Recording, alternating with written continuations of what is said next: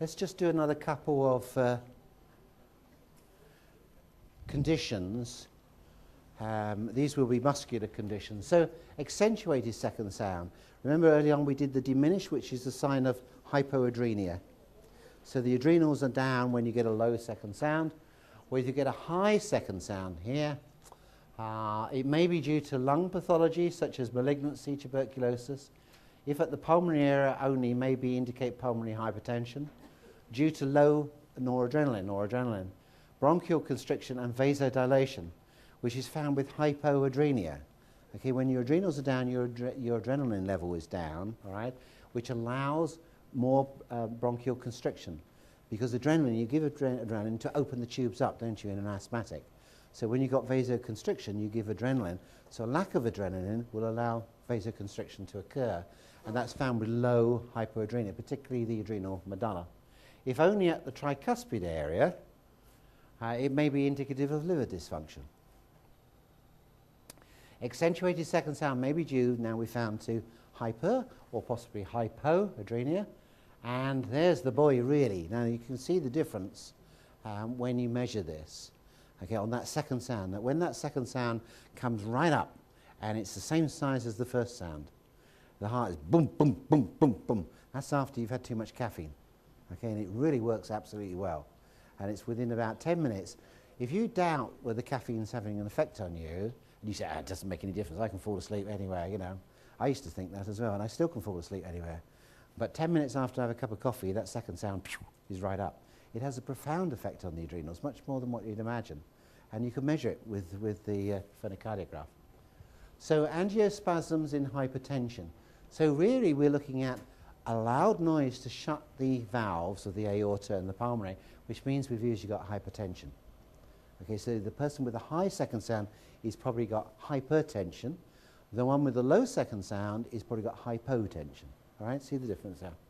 So moderate accentuation in pregnancy, so that would be normal. So the second sound would be a little bit higher in So consider here the vitamin C complex to calm everything back down there. Essential fatty acids and definitely magnesium. Magnesium calms things down, does it? You know, calcium will excite things, magnesium calms things down. And you must avoid the stimulants, okay? So bad news, you know, keep the coffee down or out for a bit, dry out, and certainly don't take any aspartame, monosodium glutamates. Now, diminish both sounds, okay? So this is a person like Clive where you can hardly hear anything happening at all, okay? So he couldn't hear himself, we could just about hear him. This is a diminished, probably both sounds. Okay.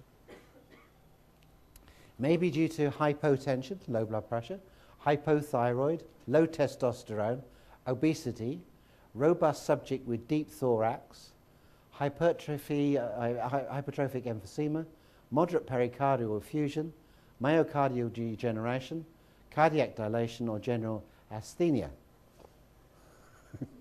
or a cranial fault. So you could get labelled as one of these awful things just because, you know, your sounds are right down. But it may be to us a much more functional problem, particularly as the patient's made it, because most of the people wouldn't make it with these problems to the clinic in the first place, really. They're too seriously ill. So consider, now, SMART CoQ10. CoQ10 works in the mitochondrial membrane in the last part of the production of energy. Okay? It's an antioxidant in there, but it's an electron carrier. Works in the electron transport chain. Okay, so it's taking electrons in there. So if you are not enough CoQ10, you get a build-up of electrons, in other words, free radicals, in your mitochondrial membrane, and that'll blow the living daylights out of it, unless you've got antioxidants to protect. Okay? So very important to get CoQ10. Now, second part to get CoQ10 is, how do we take it? Because it's fat soluble. And the answer is in the Wonder Oil. Okay? That's the only oil that shows positive with it, is the Wonder Oil, which is a mixture equal blend of peanut oil and sesame seed oil. Okay?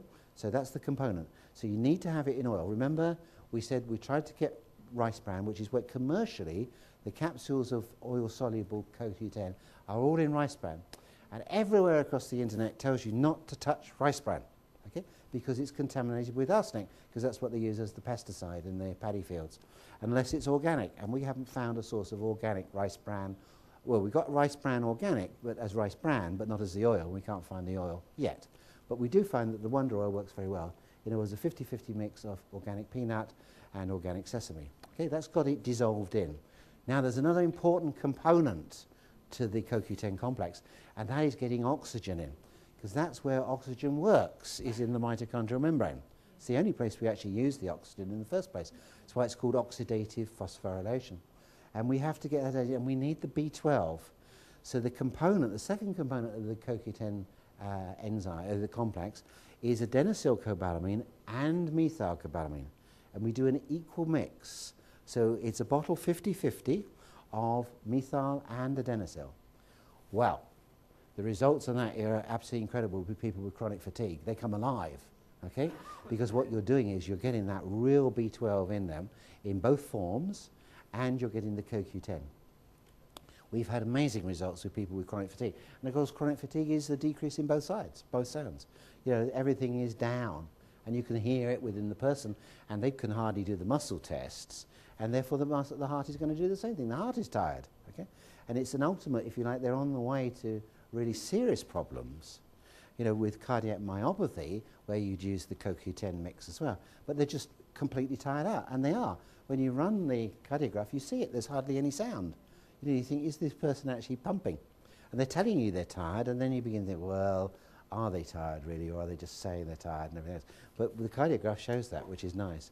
So you get living proof when you say, well, you know, we've got to pick these sounds up. And the CoQ10 complex must include, but unfortunately, the B12 doesn't dissolve in the oil. It's not water, it's water soluble, not fat soluble. So you have to take the B12 mix, which you measure in the morning, and the CoQ10 in the evening. Okay? So remember, the CoQ10 is always last thing at night because it doesn't like hydrochloric acid. So to get it absorbed, you need it in the spoon, down the hatch last thing at night, and then the B12s mix in the morning. Magnesium, again, that's usually a breakfast thing. Sometimes people need it twice a day, but it's usually something for breakfast. And it may be quite a lot to pick a person up from being really loud down there. In chronic fatigue, they've known magnesium deficiency is really, really important. And usually when the person, it's not going to be a few drops, it's usually quite a substantial amount. In fact, I know somebody over here in this direction who needed 20 squirts. Was it twice a day? Yes. So that was a handsome amount really, wasn't it?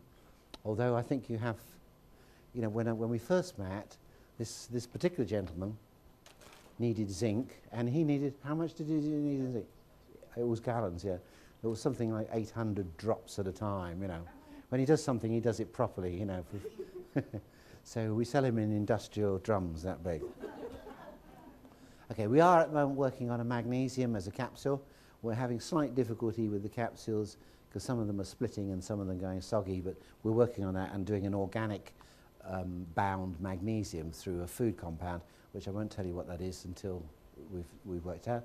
Now, Smart B. Now, we talked about Smart G, basically, and being the alcohol-insoluble ones here. So this is the ones that are insoluble in alcohol, the G. These are the vasodilating effects. The vasoconstricting ones is the Smart B, which is B1, or thiamine. And to activate thiamine into thiamine pyrophosphate, we need magnesium. So the combination of thiamine and magnesium allows you to make magnesium pyrophosphate and triphosphate. Pantothenic acid, or vitamin B5, and hydroxycobalamin. Now, there's one very, very important aspect to B1, very, very important, which has long been forgotten in modern biochemistry and nutrition, and that is vitamin B4. Okay? Now, most of you probably would have never heard of vitamin B4 and think I'm joking. But of course, you've all heard of B1, B2, B3, B5, and when you say, well, why have they missed B4? And if you look in the old books at B4, it's called adenine. And you say, I've heard that name before, Chris has mentioned about adenine. It's an RNA, DNA nucleotide. And the body can make it. It can build nucleotides, or you can get it from your food. And so it lost its status of being a vitamin, because a true vitamin is something which you have to get from your food, and you can't make inside or by fermentation in your gut. So it lost its status as being a true vitamin. But it's used extensively in emergency departments in hospitals for treating cardiac arrhythmias. Okay, it's still used to take arrhythmias out, and it's very, very effective at this. But we've largely lost it. because the principal source of it is whole grain cereal, and it's fresh whole grain cereal. So the vitamins, including the B, are in the bran of the cereal. Okay? So Jill talked about taking the germ away, which contains the oils, the vitamin E, which protects our oils from going rancid, but the bran contains the vitamin Bs.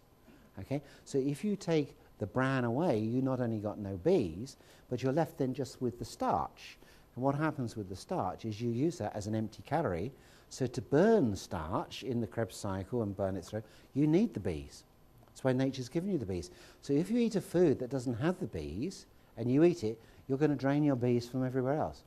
All right? So the more white flour, this is why these diseases are called the white flour disease, because the more you eat of that, the more you deplete your vitamin Bs. And that will include your B4. So the second major source of B4 in the world is yeast. Okay? These are things which we make our bread from. So you should make your own bread, you should make it from freshly ground cereal, freshly ground wheat, and you should make it from yeast. Now, we don't sell live yeast because yeast naturally is dormant, but people worry about taking yeast because if you put yeast and you make your own bread and you put yeast in with your water, it'll just sit there. So you add something to it to feed it. What do you add? Sugar, yeah, and then it starts to ferment within about 5 minutes, isn't it? It's amazing when you make your bread. Okay. Now, if you eat yeast, live yeast, it'll do the same thing in your tummy.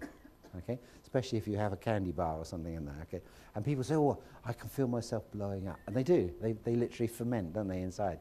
They can almost hear it gurgling away in there as the yeast. So they don't like it. So what they do is they kill the yeast. All right. So it's called nutritional yeast. So this is fine for people with yeast problems, yeast overgrowth. It's sold as a vegan source of protein. Okay, sold almost exclusively to vegans, as a source of protein. So it's called nutritional yeast. Okay, it's not brewer's yeast, it's not baker's yeast, it's nutritional yeast, and it's dead. Okay, but it's dead so far that you can't make bread from it. Okay, but you've got all the Bs and all the nutrients in there. So when you have a list of what is foods contain B1, B2, etc., you'll see the same list: whole grain cereals, fresh whole grain cereals first of all, which hardly anybody eats. Oh yes, they do. They eat brown bread. Okay. But how old is the flour? We talked about this on the update. The flour not only can be weeks, it can be months, but it can be years, the sell-by date on flour. And what do you think has happened to the vitamin E, which protects those oils in the whole grain? That wheat germ oil has gone rancid, okay? Because the E lasts for 4 weeks in flour after you've milled it. You can make it last a little bit longer if you keep it in the fridge. But usually it's somewhere between a week and 4 weeks at the most. The E is used up as the antioxidant to protect the wheat germ oil. At the end of that, the wheat germ oil no longer has the E to stop the radical occurring. So as a result, the wheat germ oil goes rancid. And so you eat the rancid oil. And what do you think that does to you? Okay? So you're eating rancid oil. So eating whole grain may be worse for you than eating white. White will deplete you. It will give you no oils, no E, so your heart will explode like Tilly exploded that Granny did. But this is really serious because Royal E did studies on this in farms in America, and they did this with cows. They put a whole bunch of cows, something like 50 cows, on just a vitamin E deficiency diet. Everything else was normal, okay? But there was no vitamin E in the diet. At the end of a year, 50% of those cows, 25 of them, keeled over and died for no apparent reason. There was no ill health before. They keeled over and died like Jill's granny. Okay? And when they did the autopsy, the heart had literally exploded. It had just given out, like a blowout in the car, in the puncture. Okay? It had just weakened. And then it became known that vitamin E protects from necrosis of the heart tissue muscle. It's one of its major jobs, is necrosis. And that means death to the heart muscle. And if you've got that muscle there, sometimes, as much as 4 centimeters thick in the left ventricle, huge it can be, okay, in a good strong muscle there, and it's necrotic. And then it contracts to 160 millimeters of mercury, and there's a and you get a blowout, okay? Terrifying really, isn't it? Because if you get a blowout, you burst, and you don't live very long, it's seconds after that, okay? So, Smart B must include the vitamin B4, which the major source of that, as we'll see after the break, is yeast, so nutritional yeast. Have we got a couple minutes, Graham? Yeah, we're ready with Graham. Okay, So black walnut and hawthorn, again, because of their strengthening effects on cardiac tissue. And then let's just finish this bit by accentuating both sounds. So both sounds are really high. So we looked at diminished ones when people are really low. So really high accentuated sounds. Consider excess stimulation. These people have got stimulants floating around in them. So you'll need to test these for coffee, tea, colas, chocolate, alcohol, recreational drugs, MSG, and aspartame. So all the things that cause excitation or high noradrenaline effects. Okay? Sorry, we can't take questions. Blood pressure. So young people, this would be a person with very high blood pressure because they're in an excited state. Young people's central readings are low and peripheral readings higher due to much more flexibility within their arteries. Older persons' central readings are higher and peripheral readings can maybe be higher due to poor flexibility. No, that must be readings should be lower due to poor flexibility, thus giving a greater risk of aneurysm. So central readings may be different from peripheral readings. So now we're putting more emphasis. The central readings you're seeing by the sound of the second sound in the heart. Okay? If that is loud, you've got hypertension. You've got a lot of back pressure coming back on the valve. If it's quiet, you haven't got enough pressure. Right? Simple as that. Because you can say, yeah, not only has this person got quiet second sound, they might have hypoadrenaline, but they've probably got low blood pressure in the aorta. So recent article about lack of vitamin D could raise the risk of high blood pressure. Vitamin D is coming into the news, isn't it, for practically everything. A lack of it is the cause of all ailments, including the recession and everything. But this year was fabulous, wasn't it? Really with the summer. So we got a lot of vitamin D. But I've noticed now I'm starting after 4 months, I think, to start prescribing again. The first lot are beginning to show already. And the question is, why? They should be lasting till Christmas. August was a bit iffy, wasn't it? June, July were great. A lot of August was good. But really, we actually haven't had any sun. And of course, remember, the 21st of September is when the UV goes below the 45 degrees, so you won't make vitamin D unless you go away further south. All right? Second reason, okay, is because most of the people were indoors all summer. How many people went outside? They went outside in the evening because it was too hot during the day. So they missed the chance to get the ultraviolet when it was high. Okay? And the rest who did go out covered themselves in sunscreen, which prevented the D3 being manufactured in the first place, okay? Because it blocked it from going down to the 5th layer of the dermis skin. So there's all sorts of reasons why people are beginning to show that they need the D already. So keep an eye on that D because it has a profound effect in many issues. So hypertension, think the SMART G. Remember the G are the vasodilating vitamin Bs. Think magnesium and potassium. These are relaxers of the artery walls. Think vitamin C complex because the C complex has rutin in it. And rutin is the capillary fragility. It's the allows the permeability, it's called the permeability factor of the blood vessels. So rutin is very important, comes from buckwheat. It's one of the bioflavonoids. Vitamin D we saw there, which of course must be hemp seed oil based. Out of all the oils, the natural oils, of every single plant oil, hemp is the only one that contains vitamin D. Okay, it's the only non-sort of animal source, if you like, in that. And it's the only oil that contains phosphatidyl'inositol, which piggybacks vitamin D into the system. Culinary oils to make the whole flexibility, particularly the new smart oil there. GOG, which is the ginger, onion and garlic mix, which is lovely for making dishes because that helps to break down prostacyclins and thromboxans, stops the clotting. Cayenne, first sign, always ram in the cayenne pepper, don't you? Okay. Always keep a couple of capsules if you've got a tendency towards a heart attack. Keep a couple of cayennes in there to vasodilate your coronary vessels, and hawthorn to give the strength. So what we're going to do is have the break, and then I'm going to show you one of the most important things is how to detect aneurysms and how to detect myocardial infarcts, ideally before they've happened.